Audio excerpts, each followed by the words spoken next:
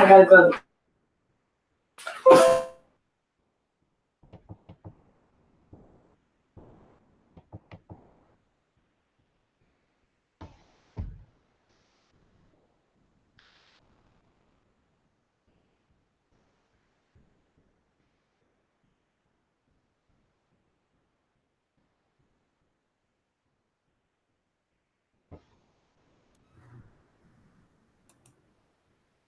All right.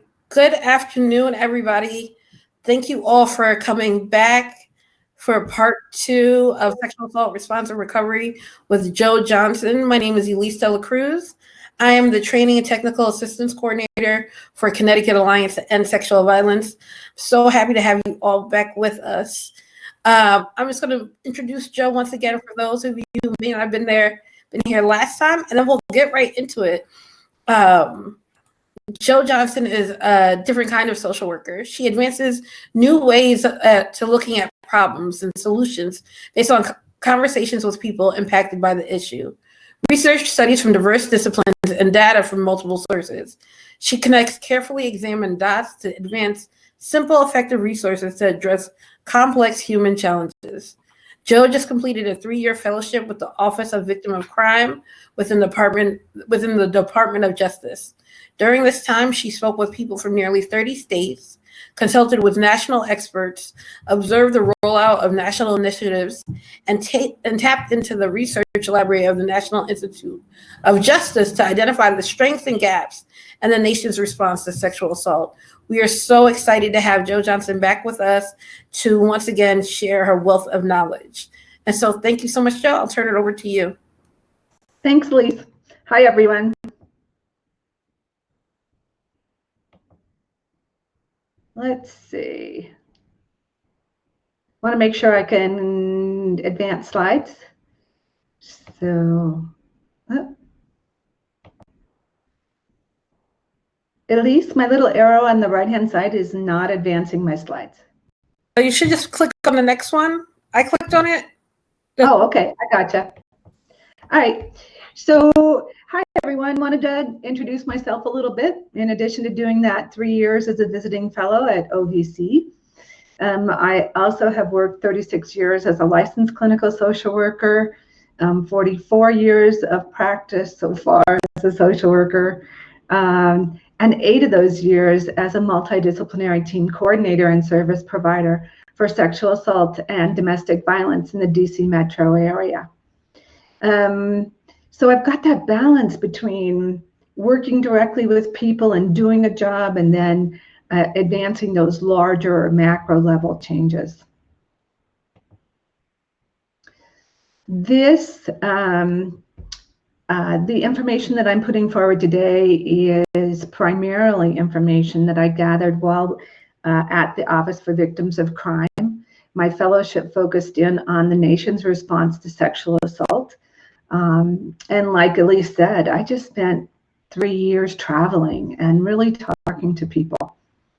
But there's a disclaimer. It doesn't reflect the Department of Justice position. It is mine.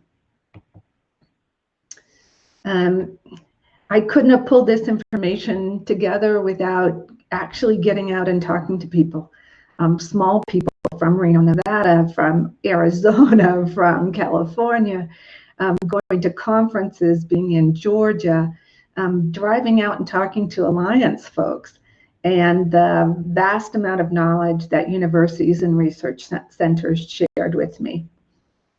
So you should know, I should just warn you, that within the Department of Justice, I was nicknamed Sherlock Holmes.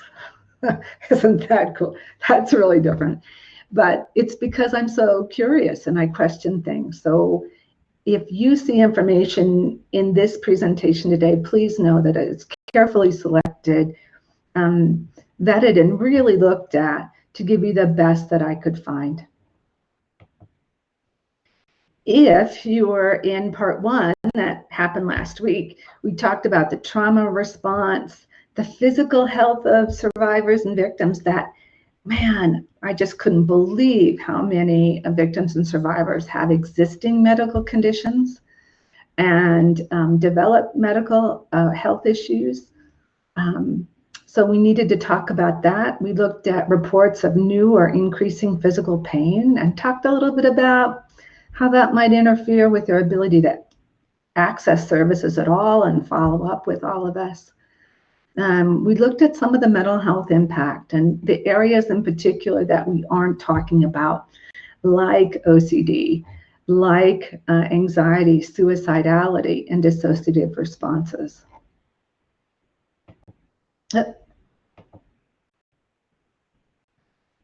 So today, I listened to what you said at the end of day part 1, and I tried to get as much as I could into this. And I'm terrible, really terrible at trying to do too much in one time. So I'm hoping we can get through this information. I know there was one question from someone about how to work with victims and survivors with disabilities. I didn't get a chance to put it in here, but please note that the National Sexual Violence Resource Center and SVRC put out the SART toolkit, and they have a section just on working with people with disabilities, and it pulled in some of the best people in the field, some of the latest knowledge. So I check there and look who they spoke with and reach out to them on that topic, because there was a lot of good work that went into that piece.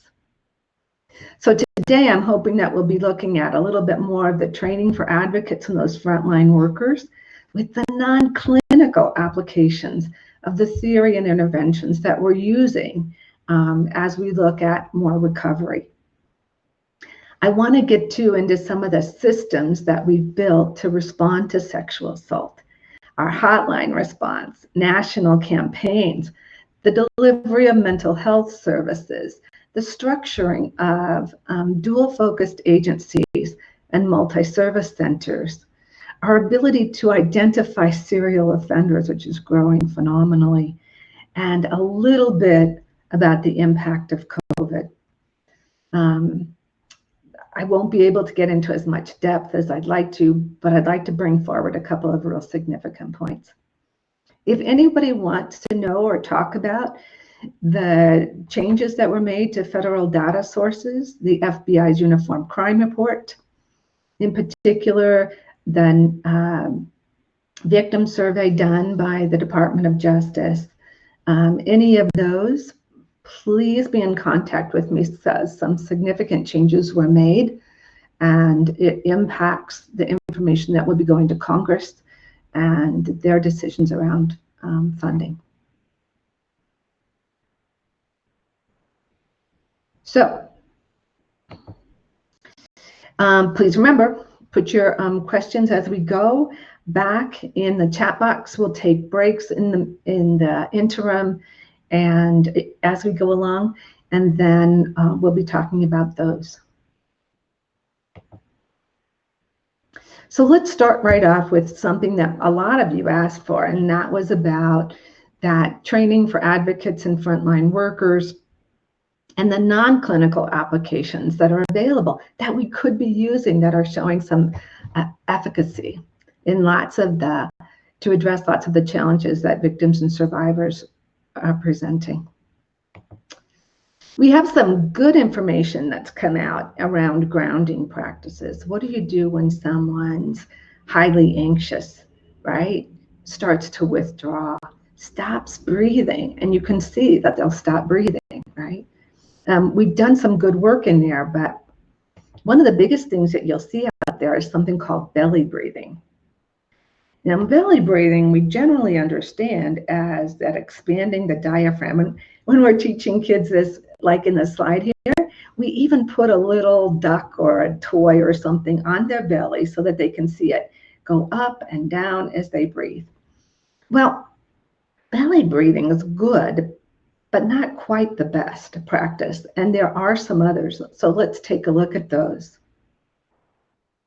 And the reason, my concern with belly breathing, before I go on, my concern with belly breathing is that it only expands often the bottom part of the lungs and not the total lungs to give people the best relief from breathing practices.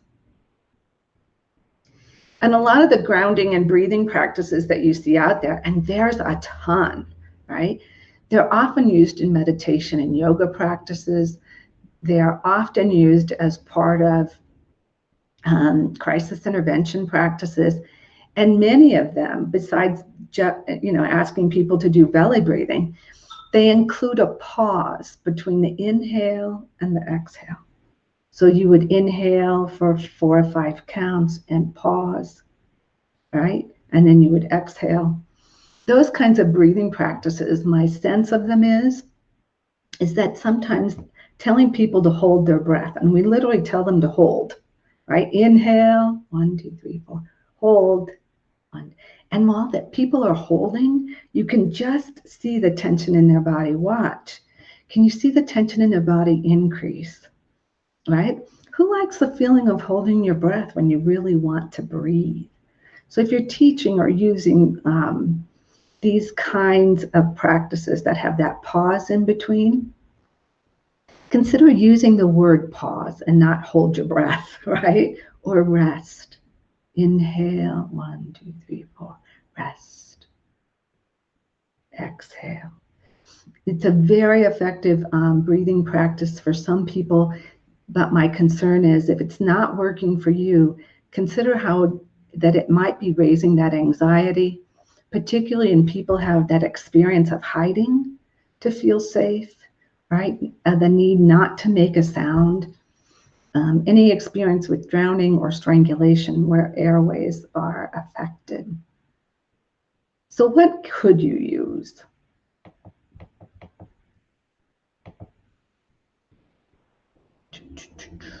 What could you use? Well, there's a couple things you could use, right? And one of the things that you could use is, regardless of breathing practices that you might want to use, get out the pulse oximeters. You know those little things that go on the fingertips that we're using for COVID now? We're using them for COVID to measure oxygen saturation in the blood. Victims that you're working with, if they want to know if this breathing practice works, that same pulse oximeter may help.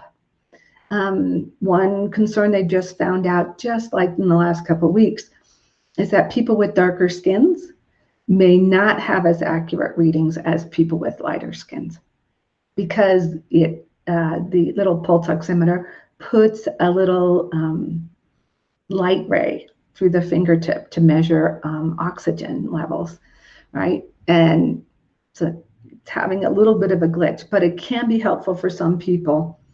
And Ruth Lanius just recommended this in a recent training on NICAM, NICABM, right? And I thought it was good because we're all going to have those pulse oximeters. What do we do with them? She did make a note that often people who've experienced trauma are not breathing fully in the beginning. So they may have a lower than normal score that you see on this little rating right here, right? Always good to ask a doctor, but watch how often your clients simply aren't breathing at all. I spent lots of time kind of looking for who in the world could recommend something that that was grounded in science and that showed some efficacy and working with the people that we serve. And I found Dr. Brown and Dr. Gerbarg. Dr. Brown and Dr. Gerbarg have spent 17 years perfecting a breathing technique called coherent breathing. Right? It's really, really simple. It exists of 5 counts for an inhale in, 5 counts for an exhale out, without a pause in between the inhale and the exhale. So you'll often hear it in different places referred to as circular breathing. Dr. Brown and Dr. Gerbarg are both psychiatrists, right? So they've looked at the science. They're now in the middle of a bigger, larger impact study to look at the outcomes, but they've got lots of initial peer-reviewed journal articles available to you on their website at Breath, Body, Mind. And their book that's out, right, is The Healing Power of the Breath. Shows you lots of simple breathing techniques to use in addition to that circular or coherent breathing, and simple movements that we could add or suggest to help people feel some relief from anxiety, depression, and PTS symptoms. If you take a look at their website, you'll also find some webinars on the neurobiology of these breathing interventions and their use with diverse groups of people, including kids. So definitely worth your time taking a look. Good.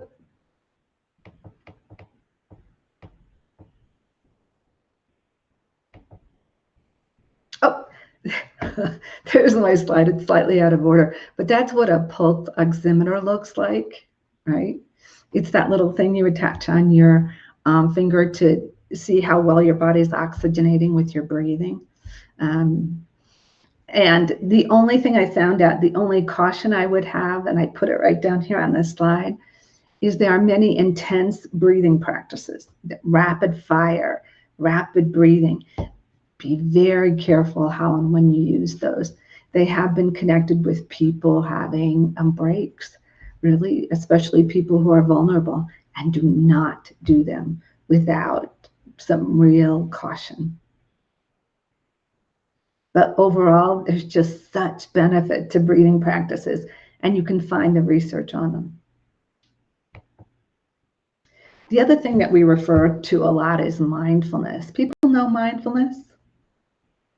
Yes, no, right? There's many elements to it, and you find it integrated into many mental health treatment programs. But the biggest thing that it teaches and it helps people to do, actually 2 or 3 things, is it teaches them to pause. So instead of hearing or experiencing something or thinking something and immediately reacting with an intensely big response or a withdrawal, frozen response, it helps people learn to pause. Good for lots of people, right? In lots of situations. And in during that pause, it helps them consider, is this true? Is what I'm thinking true? It helps them notice how they're feeling and connecting back to feelings. So there's lots of value, I think, in understanding the elements of mindfulness and how you can use them in your work with victims and survivors. The research on this, there's a huge online research base on this, is at the University of Miami, Amisha Jha. She's currently taking MBSR, mindfulness-based stress reduction, which is a total mindfulness practice. She shrunk it down to just 8 sessions, and she's testing it out with veterans to see if we can teach them these mindfulness practices and help them go through trauma and stress in battle and combat and come back with less mental health impact, including PTS. Okay, so those are my 2 biggest elements. If I was doing anything as an advocate, I'd see where I could plug this in.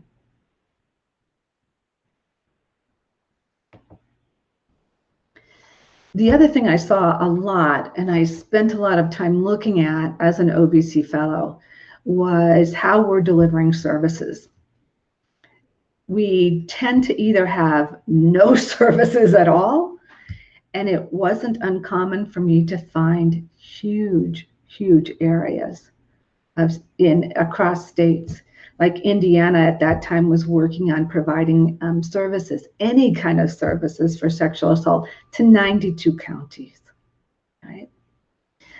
Georgia had one agency that was trying to provide sexual assault response to 12 counties, which seems pretty big to me, and had 35 counties with no response.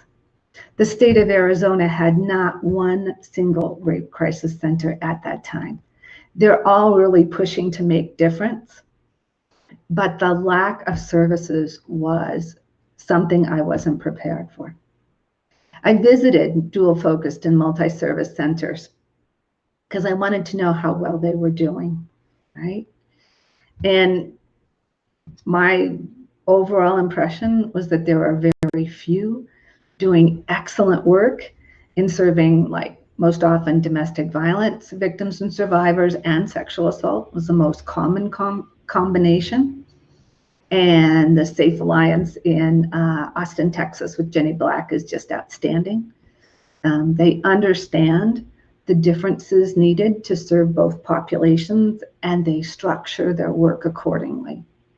But for most of the places I visited, they were originally organized around providing services for domestic violence folks, and they tended to take those same services and try to deliver them to sexual assault victims and survivors as they were able. So it felt like that the sexual assault response was really tacked on, right? It was just tacked on to what they did. And it was the best they could do because there was nothing else available, right? But it also left communities thinking that, oh, here we have this dual focused agency, and they say they're doing sexual assault response, so we've got it covered, right? So it's kind of a dual-edged sword. I know that probably in your state you have dual-focused and multi-service centers providing sexual assault response. They may be doing a great job, right? But some questions for you to consider and really ask about, right? How many sexual assault victims or survivors do they serve? And not dual, not domestic violence and sexual assault, but just sexual assault victims and survivors. Ask about the kinds of services that they've been providing. How are they alike? How are they different to domestic violence clients? Our domestic violence folks often need safety planning, emergency shelter, legal protections. Sexual assault victims don't always need that. And they rarely, right, they may contact us soon after an assault. They may be contacting us years after the assault when the impact just continues for them and they need healing. So they can be two very different populations to serve. Ask too, when services begin and end. I went to one dual-focused agency, working real hard to do this, but they only saw sexual assault victims or survivors after they had gone through the forensic exam process. They had done the police report, and the police investigation was either off and running, going one way, but all of those services had been provided without the addition of an advocate for support for that victim and survivor. So ask, how soon do you get involved with people? And here's the real clincher. In agencies that were trying to serve multiple populations, ask about the diversity of the people they serve for sexual assault response. Ask. Are they seeing any teenagers? Any immigrants? And immigrants are have just totally dropped off accessing sexual assault services across the nation. In the recent couple of years, with the increased fear that seeking services would somehow identify their legal status and end up in deportation, people have stopped coming. Immigrant people have stopped coming. And I have great concern for their safety. But in those dual-focused agencies doing good work, are they seeing men? Are they seeing persons who identify as LGBT? And are they seeing any persons with disabilities? If they can answer these questions for you, right, then you have a better sense of their ability to serve multiple populations. And the other twist I saw, as though this isn't enough, right? The other twist I saw was the increase focused on human trafficking. Many agencies are now triple focused, trying to serve all populations.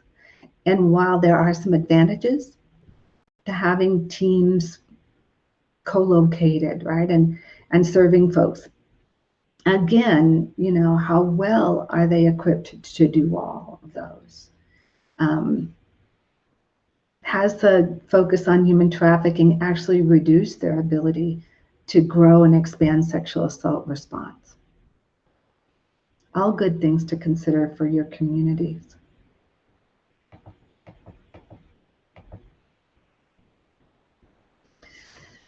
I got to spend some time watching OVW's initiative on this topic, right, of how to improve sexual assault response in dual-focused agencies. And it's the Sexual Assault Demonstration Initiative. They worked for 6 years on this and put together some good resources that are available through the Resource Sharing Project, and I gave you a link right there. And the group that did the work with OVW continues as an organization called Elevate/Uplift. What they found in their work especially, right, was the need to address racism and oppression, not only among the victims and survivors that they tried to serve, but in attitudes, in words, and in behavior directed toward them as staff, them as agencies, right? The number of times I've heard in my discussions with folks, and they also report of racial slurs being called, service providers being addressed by racial slurs. I mean, unacceptable. So the Elevate Uplift group and this initiative continues to bring forth our need to look at how racism impacts our work. One thing I would add here, and I'm sorry I didn't put it on the slide, is that a lot of people, when they're doing the racism work that I saw out there in the field, what they're doing is bringing us all together for what they term difficult conversations, right? Where they look at the realities of racism and oppression. Great conversations to have. But I've been having difficult conversations with people since the 70s. I want to see something move forward. I want to see more work with allies, right? How do we bring people into that work? And the work of Derica Blackman, Blackmon, Derica Blackman, is outstanding in this area. She's the only one I could find who recognized that different communities might be needing different levels of conversations. Some may be more ready to act. Others may need to spend that time really increasing awareness. Others may have a little bit of awareness, ready to start acting, and continued need for awareness. She's the only person I could see that had that for you. So she's worth and easy to find. She's out speaking a lot more, previously with the university and now in her own consulting program. So take a look at how well your dual-focused and multi-service centers are addressing sexual assault response.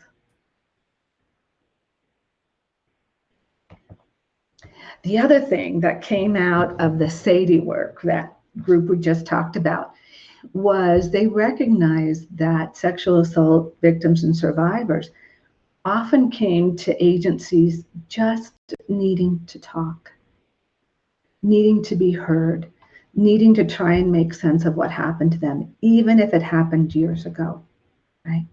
So the resource sharing project and the resources on the last slide will take you to something called active listening as advocacy, and there's an additional link for you. And they found that many agencies, as they're making this transition, need to teach advocates how to really listen. When I was in Indiana and looking at their, growing expansion, this was one skill that they needed to make sure that people had. But when you train advocates to listen, really listen to victims, are they ready to hear what will be said to them? Is the agency ready to respond to what may come up? Because remember, in day one, we talked about all the potential issues around mental health. We talked about the need for physical health. We talked about a lot of those things, right? And the high risk for suicidality in this population. So do we have in place the structures to keep people safe and then to debrief with the advocates who are listening in that very first intense conversation? Because right? We all feel it when someone's open to really hearing us and really listening. And we may share things that we haven't felt safe to share before. Same with our clients, same with the people we serve, right? But if there isn't a structure, and this group, the SADI group, Elevate Uplift, they don't have this piece in there. They don't talk about the structure you need. And so I've talked to them, and I'll mention to you, is that do we have folks, right, who can immediately respond when the advocate is talking to someone and they talk about suicidal thoughts, plans, or actions? Is there anyone they can reach Friday at 3 o'clock in the afternoon, because we all know that that's likely when things happen, or late at night on our hotlines? If we don't have that backup for our frontline folks, what I've seen happen is that the frontline folks can't quite listen fully. They want to, but they're kind of scared about what might come up and being overwhelmed, right? And opening up something they can't safely help someone with. So having that professional background, and I've often been that person, right, who my staff would know. They can call me. If they're in a situation and concerned for anyone's safety, we can talk. You know, they have my number and we can talk. And that made the difference, because I could see staff then really communicating that ability to, I really do want to hear what you have to say. And watch what happens when you have that backup structure solidly in place. Not that I'll go through this list of numbers and try and get somebody on the line, right? That takes a long time, and it doesn't feel safe, and it's not safe. Okay, so I'd recommend a slightly different structure than how it's been put out so far. I've also seen some needs for hotline improvements. God, our hotlines are getting inundated. Last time I heard the National Rain Hotline, couldn't even keep up with the numbers of people calling, and that was during the Me Too time, right? Calls are up all over the place, which is good, right? But often beyond our ability to even pick up the phone. So if we're seeing things like increased numbers of calls, right? How do we respond to that? And some of you are playing with text responses. Wonderful. It'll expand your ability to reach young adults who love to text, and people who may be in dangerous situations, which now with the pandemic in place, they may not be able to leave a home, or they may be living in a place with an abusive partner. So texting may be safer. But the other thing we could add, right, is something that comes from Oakland, California. And I should have an interim slide, but I don't. Okay, in Oakland, California, with an organization called Youth Alive, they were working with young men of color, and the young men were frequently experiencing gun-related violence. They were coming back to their communities, seeking revenge, and developing severe PTSD. There was a cycle of violence that they wanted to interrupt, and they wanted to provide some easy ways for youth to recover from trauma. And isn't that kind of what we're doing? Helping people recover from trauma? Well, let me tell you about what they did. They have something in called a good start, right? A screening tool, an awareness thing that they developed. They worked with universities on a website called Start to Heal, and there's a link for you. And in this, they worked with universities to create just 6 screening questions, right? Their process is they'll meet with someone, they'll meet with a youth, they'll talk with them about what's going on with them, and they'll come up with a plan for how that person might be able to address some of the symptoms that they're feeling. And these are the kinds of things they looked at, right? Difficulty focusing, re-experiencing the event hyperarousal, dissociation, sleep issues, and avoidance of situations. These are all the same kinds of things that sexual assault research and our victims and survivors report to us. So here's what they did. They created an online tool that allowed these young men, and some women, but mostly young men, to access information about what happens to you after a trauma, right? That psychoeducational piece was available for them to access, and very simple tools in just a couple areas. So tools like how to do good breathing, right? Yay, there you go. How to use massage of your hands to identify acupressure points. And if nothing else, it at least makes you stop, right? It interrupts those thoughts in your head that, they can just get going and going and going. That's part of anxiety, right? So there's that. And then they had tips on how to sleep well. And in day one, we talked a lot about the need to help our people sleep. So here's what they found. They had about 300 people, youth that they worked with. They were able to contact another 192 of those, mostly males, 65% males and 35% females. And they asked them, how many of these tools did you use? Good usage, right? How often did you use them, right? And what kind of relief did you experience? And here's what they reported out. With just this simple, low cost, right? This easy intervention of talking to people, which we already do on our hotlines and our initial meetings, right? And then coming up with a plan like, oh, you're feeling this, right? Maybe this would help, right? And then letting people use those tools. They asked them again in follow-up. They said, how often are you still experiencing sleep issues, right? These are the rates of improvement that are graphed out here. 28% said, initially said they were often experiencing sleep issues. After this simple intervention, 12% were reporting often, almost less than half, right? And you see that with the same thing, dissociation, that blanking out, that sense of overwhelm, often experiencing that 15% of the people often experiencing that. After using this tool, 6%, less than half.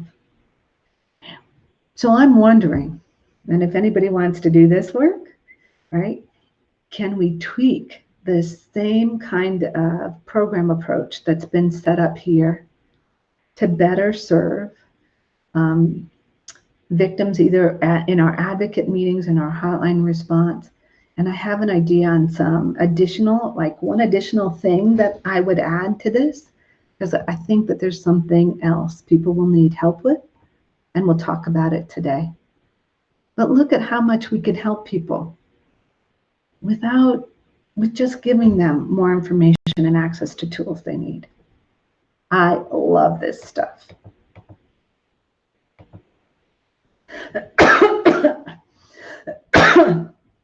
People often ask me, people often ask me what mental health interventions I saw that were effective, right? What should we have in our communities was a frequent question I get. And I love what I'm seeing in the effectiveness of EMDR, that rapid eye movement intervention. Doesn't make sense to any of us, right? But somehow retrains the brain. It's really highly effective. And I've often seen it used, particularly with people who are experiencing severe PTSD, to get enough relief then to begin to use other forms of talk therapy, right? I often see it as, you ever see that person who doesn't want to get help, and is experiencing some severe anxiety, depression, or PTSD, right? Sometimes getting them to try EMDR gives them a sense that there's hope and that something can be done. The neurofeedback folks, oh my God, you guys, you got to see what they're doing. I went to their international conference just a year ago, and I was able to sit down with them. Now, neurofeedback is that, you put those cap of sensors on someone's head and they sit in front of a screen and they retrain their brain. Wow. They've replaced that cap, they're about to. The current technology, instead of that huge cap, is a small strip the size of a Band-Aid that goes across the forehead and monitors the brain's reaction, right? And gives people the information they need to train their brains to work differently. Neurofeedback's also being used to do, I've seen folks, Dr. Wiener is working on this, it's really his name, in Richmond, Virginia, to cure severe sleep apnea, right? Sleep problems, right? Some things that we could not solve in the past. And the neurofeedback interventions to help victims and survivors who have those gastric issues, IBS, Crohn's disease. Wow. Wow. They've developed new sensory kinds of strips. They actually look like pads to monitor the action of the stomach. So they're monitoring brainwave up here and stomach down there and how those two systems interact. And again, retraining the body to change that interaction so that one doesn't trigger trauma and illness in the other. And that work's being done in here, right? Ashley Bell is working with a group and teaching internationally now about new interventions for this process. So take a look at neurofeedback in your community. CBTI, which is cognitive behavioral therapy for insomnia, highly effective, more effective than meds, right? Meds are great for that initial kind of break the cycle, but we're too often using them as the only intervention and a long-term response, and they have side effects. And they don't produce natural cycles of sleep that boost immunity and help people recover. So CBTI, we can do it online, right, with as much effectiveness. I've seen the research on it. I dug into this one, highly effective. And mindfulness, you'll see this in the cognitive behavioral therapy. You'll see it in dialectical behavioral therapy, mindfulness-based stress reduction, and trauma incident reduction. And more people in the mental health field, I got to tell you, are understanding the impact of trauma and the need to address trauma and relieve that, to work through layers and layers of traumatic experiences that someone may have gone through before labeling them with more serious diagnoses. So there's my short list. That's not saying that's everything. I love some of the somatic approaches. I love some of the non-clinical.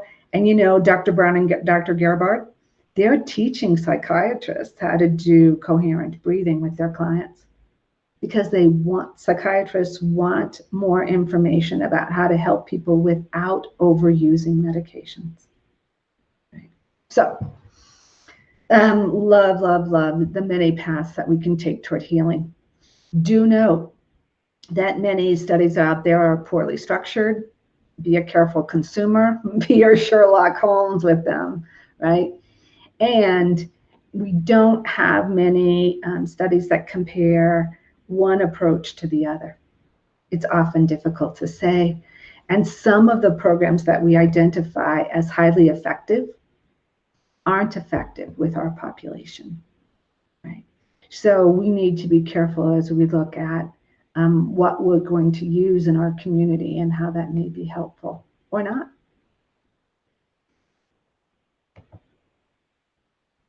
The biggest improvement I saw in mental health delivery was just a restructure of the clinic setting. Now, if you do therapy or if you've referred anyone for therapy, you know that the practitioner may have the skills and knowledge to help that person, or they may uncover, right, something, an issue, a problem, right, that they don't have the skills to deal with. Or they may want to bring in an intervention like EMDR, but they don't have the training. So often we're treating people like hot potatoes. You know, I can't help you, go over there. I can't help you, go over there. Dear God, how that must feel. And the delays, right, in doing that, working in that kind of process. So there's one clinic I visited that I loved, the Justice Resource Institute in Massachusetts. And they have a different model. There's a whole team of mental health people. Many of them have different skills and different modalities. And when, let's say, I'm on that staff and I don't have training in a modality like EMDR, instead of sending my client away to work with someone else, that professional with those skills comes in and works with me and the client that needs help in a more team approach, so that modalities can be shared and interventions can be really adapted to what someone needs and what kind of intervention might work best for him or her. Okay, so just rethinking, do we really need to treat our clients like hot potatoes, or do we need to look at a team approach?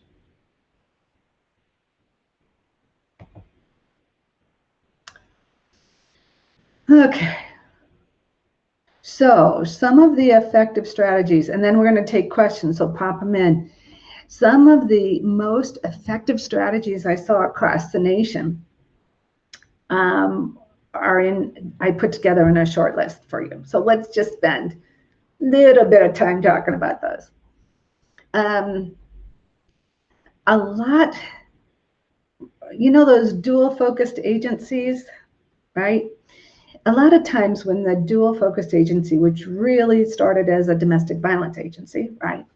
When they wanted to expand to include sexual assault response, the first thing they tried to do was to have advocates working closely with law enforcement and prosecutors. It's a good idea. I just didn't see it as an effective first step, particularly when there hadn't been a multidisciplinary team working on sexual assault before. It was the way we work in domestic violence. But when I saw in other places, particularly small towns and rural communities, right? Their first step in building their sexual assault response, making it stronger, was to increase and improve the numbers and skills of sexual assault nurse examiners available. And then the sexual assault nurses, right, the forensic nurses, would see what was happening, would begin to form those first partnerships, that first layer, with police and prosecutors, and then bring up the other additional needs of the victims and survivors, right? Begin to talk to people about how advocates may be of help, and then add them to the team. So helpful. I'm telling you, if you've got a new place to go, try starting here, right? If this is your community. The other thing I saw that happened that made a difference was just the state level sexual assault alliance. Again, some are going dual focus because they want to do something, right? But their first and primary focus has been domestic violence. That's not bad.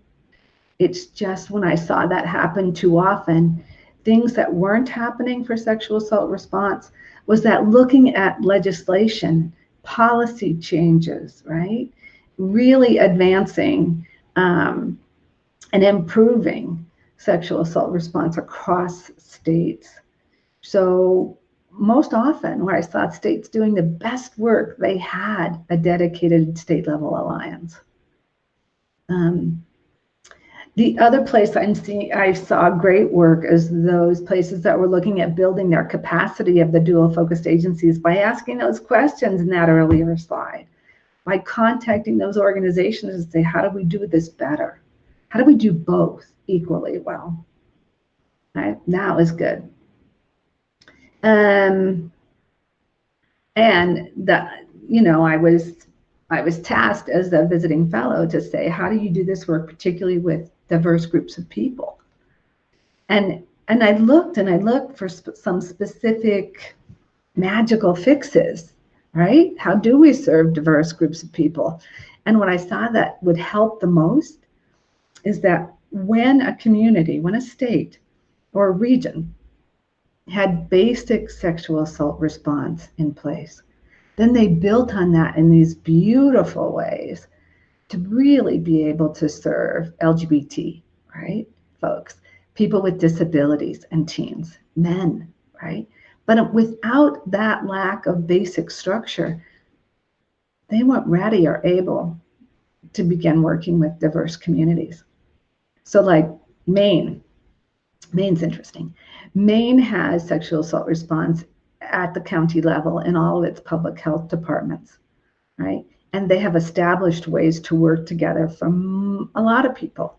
And now their ability to take on, right, okay, so how do we do this better or differently for this kinds of folks and these kinds of folks? They're off and running and teaching across the nation. But they built that beginning structure. Okay. And for other people where their sexual assault is growing exponentially, well, at least before the pandemic, we're in places where there was leadership at the state or national level. The state of Illinois, the Attorney General there mandated that all hospitals would provide a sexual assault forensic exam. And that if they didn't have a plan in place, there were penalties. And if they couldn't do it for lots of reasons, they had to have a plan in place that helped people get to folks who could do those forensic exams, so that we could begin to build that basic structure of sexual assault response, and we could stop sending people from one location to the other, right? Having people who haven't contacted us go to the hospital expecting to get a forensic exam, only to be told they have to go somewhere else. So I have seen leaders step up and just move this issue forward like nothing else. And the other thing that really advanced the work is that for communities that look and pursued federal grants, it often let them create that one coordinator position, right? That one point person who so needed to move the work forward. And it brought in the training and technical assistance the community needed across disciplines, right? So that everyone could understand and could gain in knowledge and skill training.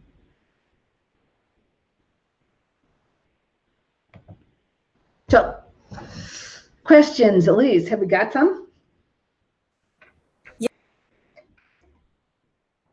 So, the first question was, did you look at the importance of peer support as part of the sexual violence response?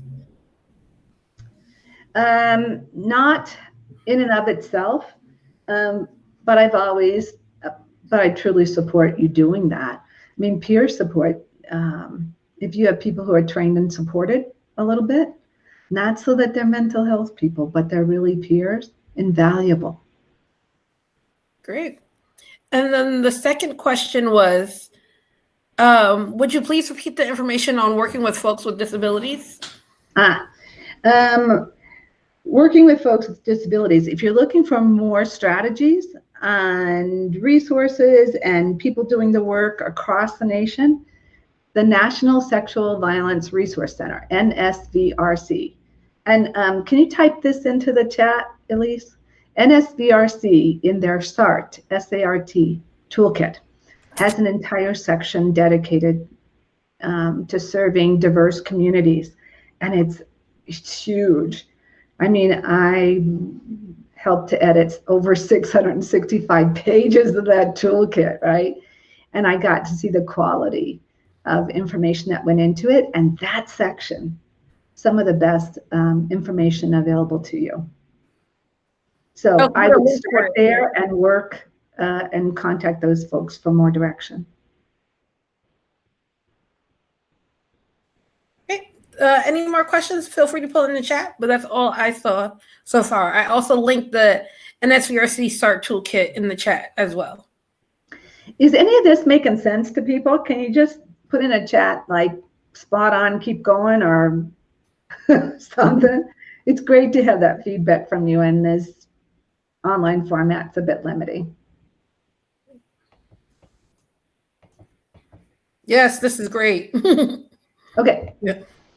Makes sense. So let's take a look at national initiatives, many of which started before the current administration, right? And they're producing some interesting results that we need to be aware of, and maybe we can tweak and refine those too to do even more than they were intended to do. So the first one I want to look at is Start by Believing. Are you using that here in your state? It's a huge, huge campaign. And also No More, Together We Can End Domestic Violence and Sexual Assault. Both have put out some great materials and helped people try to understand why victims and survivors act like they do, right? What did they do that for? Why didn't they do this, right? Often helps the general public move forward, but particularly the Start by Believing has an incredibly strong research base developed by Kim Lonsway. And it talks about how often sexual assault victims, the first people they talk to are friends and family. And friends and family, right, how they respond. If they express disbelief and they discredit and they discourage that person from talking to someone else or seeking services or filing a police report or getting an exam, I mean, all of those kinds of resources could just not be accessed because of the very first initial response the victim or survivor receives. So good research based on this. Kim did her work. But in creating the Start by Believing campaign, every single image, go to the website, take a look, every single image is of diverse groups of people. Yay, right? Diverse images of people saying things like, I was raped. And then someone responding. And they do a great job of helping people understand what are the kinds of things they could say if someone discloses sexual assault to you. But the problem is that if this is a public education campaign and they're saying, right, their images are of victims who say, I was raped. How many victims and survivors do you know who talk or disclose sexual assault in that way? Right? I have yet to have one. I have yet to have a single person come forward and say those kinds of words to me. What they often do is they'll begin by telling you something they did that may have been wrong or ill-advised, right? They may start talking to you about a party they went to, or going out alone, or meeting someone they met online, going off with someone they just met because he or she looked really hot, right? Or they may talk to you about having had too much to drink, or they may talk to you about having taken drugs, right? So the first thing that people often disclose, they talk about the situation. And if this is your teenager or your young adult and you're the parent, and they start telling you these kinds of things that the situation or the experience, if they start telling you this, what do we all do as parents? Do we stop and continue to listen? Or does part of us go, what? You did what? If we're the friend, you went off with who? Right? You stayed at that party when your friends left and stayed alone with a dude you just met? I mean, there's just so many of those situations where our first response is often questioning of the victim or survivor. So, Elise, can you pull up the handout? Can we switch over? I put together a handout that I've been, for the last year, really sharing with anyone who take a look at it, that walks parents in particular through this.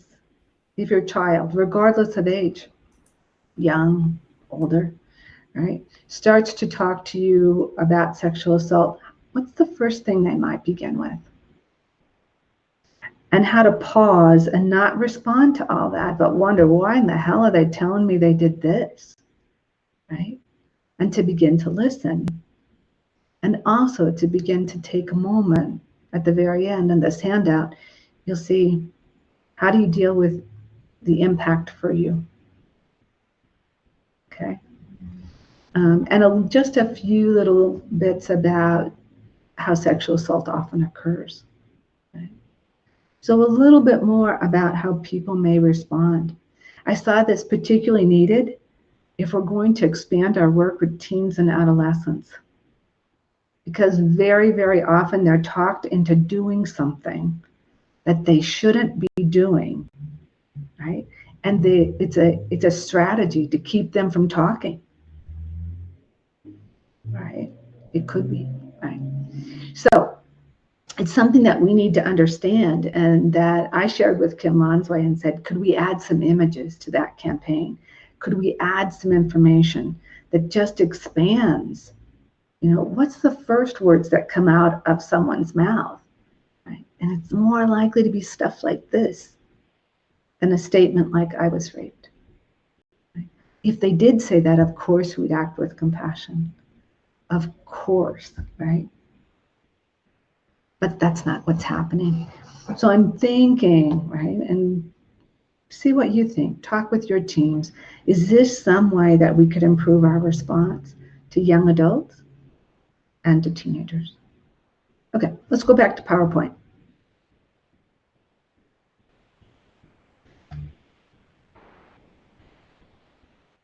Should I open the file? There we go. Thanks.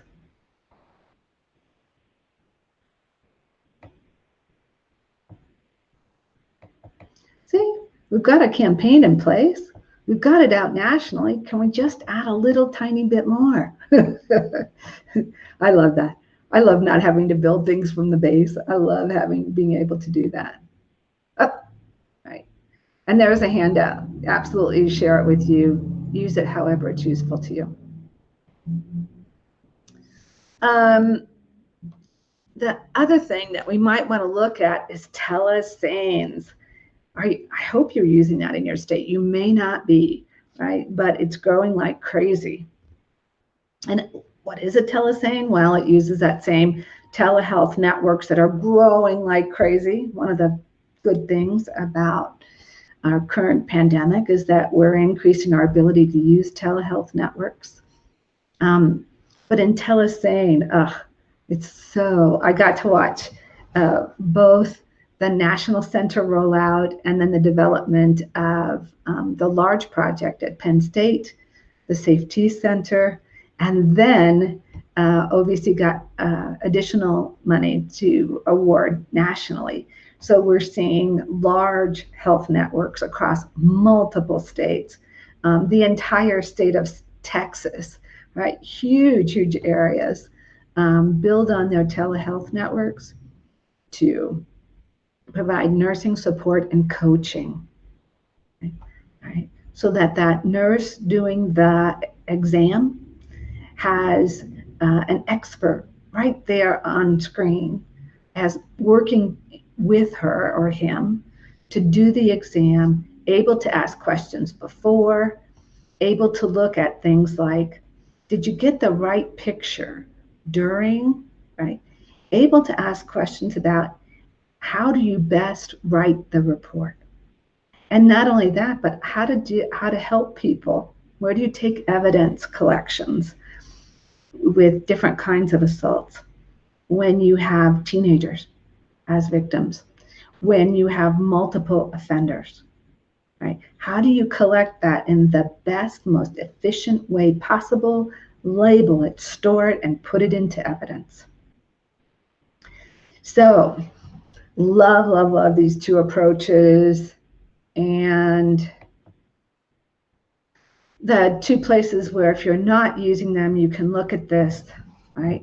I'd encourage you to do so. The National Telenursing Center in Massachusetts, great team. You'll often see them out doing conferences. And the Safety Center at Penn State. Sheridan Miyamoto is published in peer-reviewed journals, has done this work in California, is now doing it statewide in Pennsylvania, but is also now a national consultant with many of those new projects OVC has been able to fund. So she's just, I mean, read her articles if you see work by her in this field, right? And there's more and more information about how to set this up, how to deal with the hospital concerns, right? But I got to tell you, with so many nurses leaving the field, right, just because of the pandemic, retiring early, overexposure and risk to themselves, however we can build in nursing support is needed now more than ever. There's always been a national nursing shortage. There certainly is in rural areas. And we can't just train our forensic nurses, throw them out into the field and say, you're now prepared to serve anyone who comes in needing your services.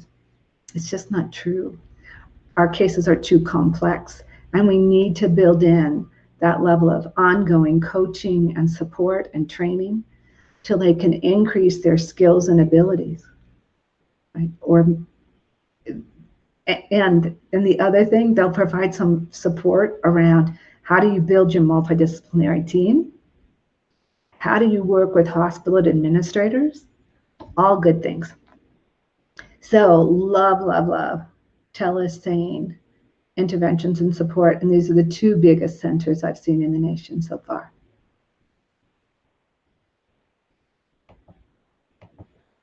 Okay, we got to zip. The other national initiative I got to see and sit down with, and I sat in rooms of like dozens of states doing this work, both new, both in the middle of the process, was the Sexual Assault Kit Initiative. Yay. It is an initiative that continued through the current administration and grew, right? The training team available to do this is awesome, right? Rebecca Campbell's in there to teach and encourage multidisciplinary team response, the use of advocates going out with police officers or being available soon after. Really, really excellent work.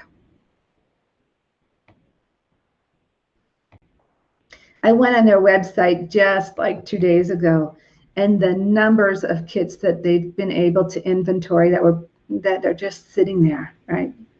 Never previously tested, was 130,000, but the Joyful Heart Association estimates that there are 400,000 kits untested, right, across the United States. BJA, through its initiative, is reporting that almost a little over 71,000 kits have actually been sent for testing. They've produced over 11,000 hits in CODIS, the DNA database for the FBI. Those CODIS hits or matches have led to the identification of over 1,500 serial sex offenders. And when they look at our sex offenders also committing other violent crimes, they've identified 5,000, over 5,000, 5,600 plus CODIS hits to people committing sexual assaults and violent crimes. So a significant number of people identified. They've also begun to understand patterns of behavior with more data than we've ever had before. The most recent research study I could find was out of the Begun Center for Violence Prevention at Case Western. They've got some great stuff.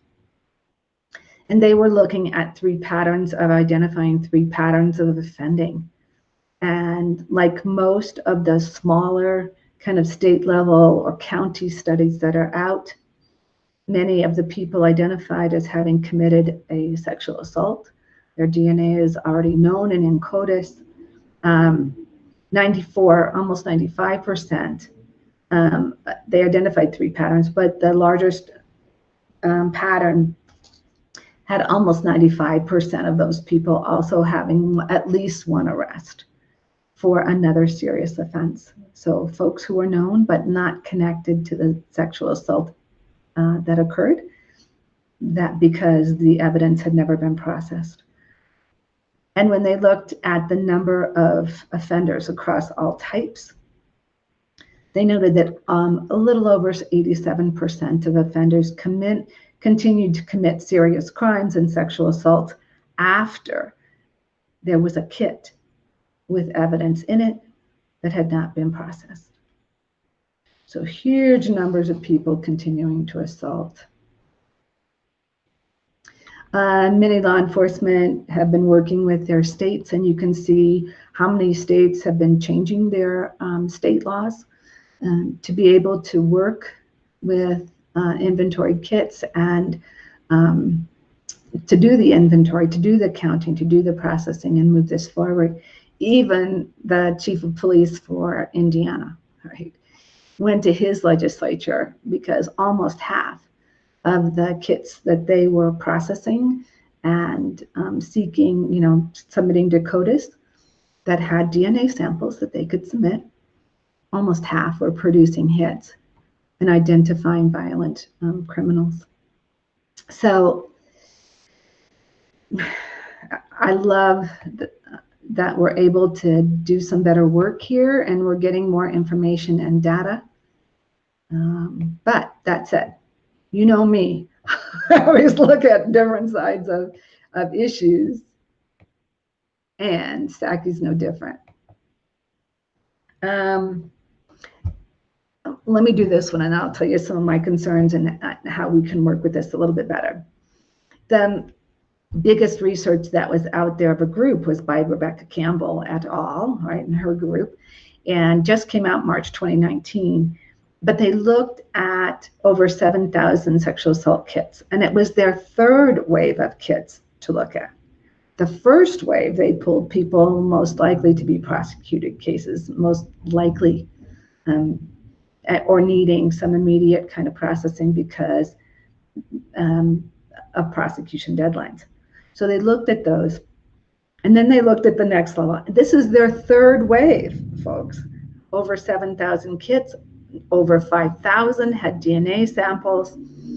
Nearly 3,000 of those, they were of high enough quality to upload into this national database. And out of those uploaded, 57% matched other profiles, identifying 1,424 unique different perpetrators or offenders. Right? When they looked at those people, that group of folks, almost over half met the criteria for serial sexual assault hits. They identified 508 unique sexual assault perpetrators. This is their third wave, right?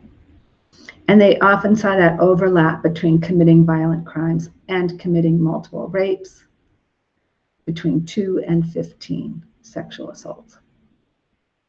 So people are finding the need, right?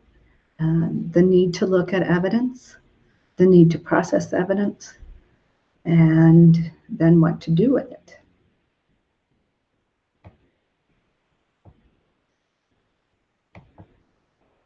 The problem I saw was who was not in the CODIS system. Because when you submit that sample, right, and it runs against people who have been arrested and or convicted. And as we all know, those often have a higher rate of being for Black and brown, people of color, right, being arrested and convicted. So I had to look at who's not in there. Recently, the Army added, but no other branches of military. Many college sexual assaults, unless the kit was created in the community, right, at a community-based provider. many of those are not checking DNA and CODIS. So we're missing, right, reports of sexual assault that are happening and not being considered, is there another pattern of violence? I would love to see it, all of us putting more information in there so that we could identify people with the most serious patterns of violent behavior. The other thing that Saki's brought up is police sexual misconduct. I attended the Avawi conference in 2019 and heard Tom Tremblay speak, right, at the full kind of a keynote address on this issue. And I was curious because everywhere I went, 30 states, if I asked about police sexual assault, they would say, yes, this is happening here. Even in Nevada, where a sheriff was identified as sexually assaulting a 15-year-old, was reelected because voters thought he was a nice guy. So this issue of police sexual assault was something I wanted to know more about. I was glad Avawi made this part of their conference. And Tom Tremblay is a former police officer, so love that he was the person presenting. He did a breakout session after that was packed. There had to be 400 people in that room, 400. People were standing along the walls and into the hallways. And when Tom Tremblay asked, how many of you have a problem with police sexual misconduct? At least half the people in the room raised their hands. A lot of the other people in the room were law enforcement, and I didn't expect them to raise their hand. But even to have hundreds of people say, this is a problem in our community, I started talking to Tom and others and saying, I'm hearing it, you're seeing it, how are we dealing with that? Tom went on to work, and he was working with IACP, the International Association of Chiefs of Police, to begin to give jurisdictions the tools they needed to create policies on this. Because as he went out and talked to communities, he would say, do you have a policy on police sexual misconduct? And a lot of them would say, no. And he would say, he's hilarious. He would say things like, oh, I see you have this policy on not driving a police vehicle on a frozen lake. And they'd say, yeah. And he would say, why do you have that? And he goes, because we've had problems with that. So it was odd, right, to see how, for some reason, police sexual misconduct did not have good and consistent policies across the United States. And what Tom Tremblay was seeing in his work, and also in what I saw in mine. Since then, IACP has really moved forward to create those tools. And I gave you a link here if you're looking at them. But I talked to IACP, I talked to OVC, and I said, great, this is great for police to address, right? We should all be addressing sexual misconduct, right? But what happens if the offender is a sheriff or a police officer in a small town or rural area? And the offender becomes concerned that he or she will be identified and found out. How do we protect the safety of victims and survivors when that offender may be the only law enforcement available for them? And are we going to see things like the sudden disappearance of people or an increase in suicides? And the only people to assess whether or not that was really a suicide or whether that teenager or young adult really did run off, right? The only people may be the offender and one or two other law enforcement officers. I have real concerns about how we roll this out. I'm so glad they're taking it forward. I do have that caution And I have yet to see strong resources developed for advocates, right? Because if you're an advocate and the offender is law enforcement, how do you intervene safely? How do you help the victim and survivor be safe and yet still access resources? Is there a coordination in place? I was a service provider in the Washington, D.C. area. I understand what it's like when you have to intervene and the offender is State Department, Department of Homeland Security, right? Law enforcement. It wasn't uncommon that we had those offenders, right? And we need more resources to build that team approach and move this issue forward in a great and much more solid way. Ivawi started to put more information online.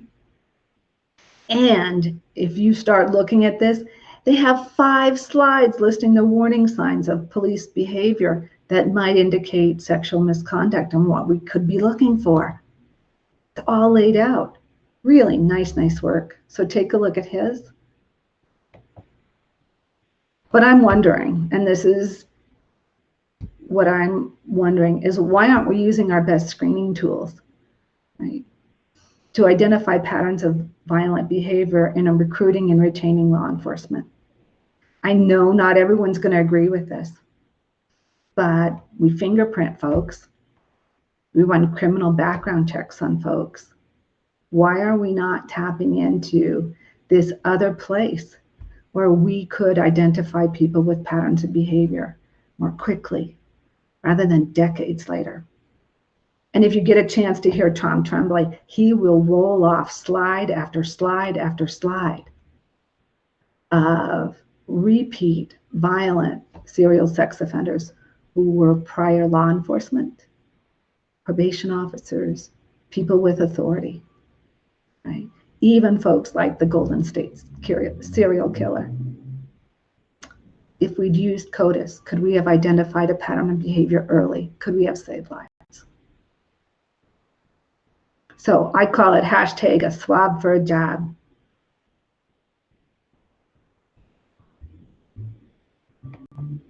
We're running almost out of time. I'm going to add 1 or 2 more things and then hopefully have some time, and I'll stick around if you have some additional questions. But boy, vicarious trauma. Are we all feeling that? There's an OVC vicarious trauma toolkit online, some of the best resources I've seen, right, in my look. But we've got to be careful, right? Are we expecting our staff to just go to this vicarious trauma toolkit, use these resources and somehow fix themselves, when the real problem is that they have broken systems, inadequate supervisors, or unmanageable caseload size? So I love vicarious trauma work, but let's look at why and how we're using it. Let's also add 1 additional resource, because I know that if you've been doing this work for any amount of time, you've had that one case that really ended badly.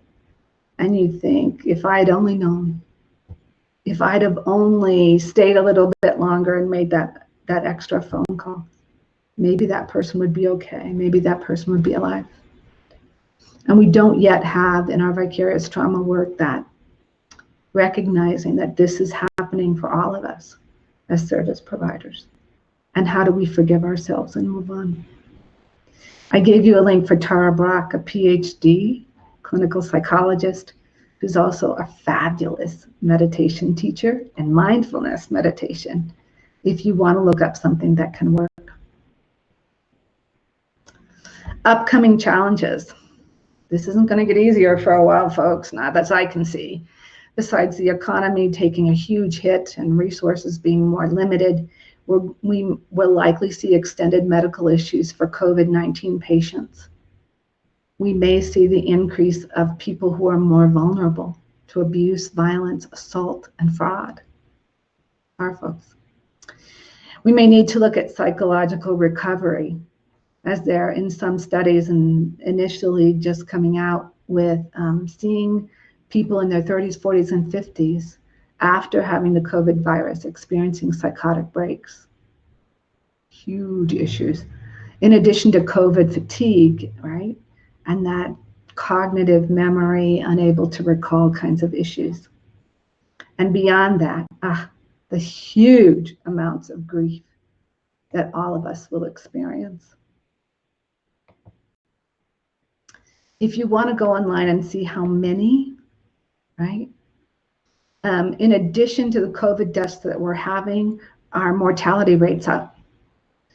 Some people think that that increased number is people who have COVID but weren't identified as such. People who may have COVID, it's asymptomatic, but it attacked their heart, their kidneys, their lungs, and they died of other causes. But whatever's happening, the COVID numbers are the tip of the iceberg of the numbers of people dying right now. The CDC has the Tableau, right, group, putting these into incredible graphics. And one of them looks like this. And you can, on the website, scroll on there and see how many actual numbers. This is the excess. See right here? But here's the excess. And they have it broken down in time frames, and they have it broken down by states. And here's the alarming thing. Those excess numbers of deaths, because we know that certain numbers of people die all the time, right? But those excess numbers are running anywhere from 6% above normal to 41% above normal. And I'm seeing it at the university as students are suddenly and unexpectedly having parents die. Truly difficult. So one thing I would add to our advocate response, our hotline response, is more information and tools about how to deal with grief and how to identify complicated grief. Because like I said, we've not only got the COVID deaths in 19, and our numbers are overwhelming, but the expected mortality of people we anticipate would die that year, the excess mortality numbers, and the numbers of people who are grieving the deaths of loved ones who may be in other countries. And not only is this issue impacting our clients and people we serve, right, and their ability to seek and access services, it's affecting us, all of us. So how do we deal with us? How do we help us grieve and move forward? We've got lots of ingredients, right? And there's some good things coming out of this whole mess, right? Including an increased number of lab staff who are able to work with DNA and RNA. We're going to need them. Because our lab response before COVID, as I was hearing it, incredible delays across the nation. 11 months in Pennsylvania, right? 18 to 24 months in other states. So delayed in Austin, Texas, that they weren't even telling people when to expect that their kit may actually be processed. So we may have some people with increased abilities we can bring on, and an increased awareness of those health access disparities in rural areas. Right. So we've got some good ingredients. How can we begin to use them? That's it, folks. That's all I'm going to give you that's all I'm going to talk about today. Let's take some questions, if any, on that. And I know we have to wrap up soon. So, Elise, have we got any burning questions up there? I don't see any burning questions. Just a couple comments around appreciating Tom Tremblay's work. And then also someone said the spiritual piece is also missing in their view. Yeah. And I think that work around grief in particular and the number of people facing death is going to ramp up our need to address spirituality. Because isn't spirituality how we make sense of things? How we deal with the loss and death of people? And I worked about 5 years in a hospital setting, working with a lot of critically and chronically ill children and cancer kids, and sat with them as they died.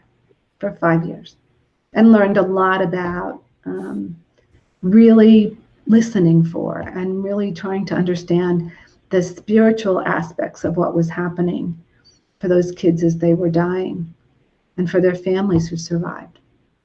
Yeah. So I think the other good part about COVID and the numbers of deaths that we're seeing, it's going to push us as service providers, right? Especially if we're doing that active listening and really listening, people are going to talk to us about this part of their lives more, right? And I hope to put out this year and hopefully in the next couple of months, my website called Many Right Ways that really does more strongly recognize what's happening in terms of someone's spiritual part of themselves. And that is a place of healing and a place of great pain. Mhm. So I agree. We just don't see it nearly enough. So I'm going to share what I know and what I've been finding. Great. Thank you so much. If there are any more questions, feel free to put them in the chat. I also put a couple of the links that Joe mentioned, as well as a link for the evaluation. Please take literally just 2 minutes it'll take to fill out the evaluation. We really appreciate it. Oh, and I do see a question from Linda about how to find Tara Brock. Keyword her in Google.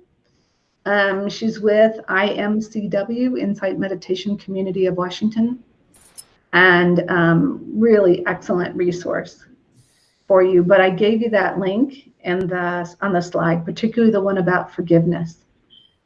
Do that on a staff retreat, you know. Do that in a time when you can be quiet and support each other. It's fabulous work. Great. Well, thank you so much, Joe. Thank you all for being with us again. We really appreciate it and look toward your emails for some follow-up. Thank you. Yeah, let me know if you have any questions. Great.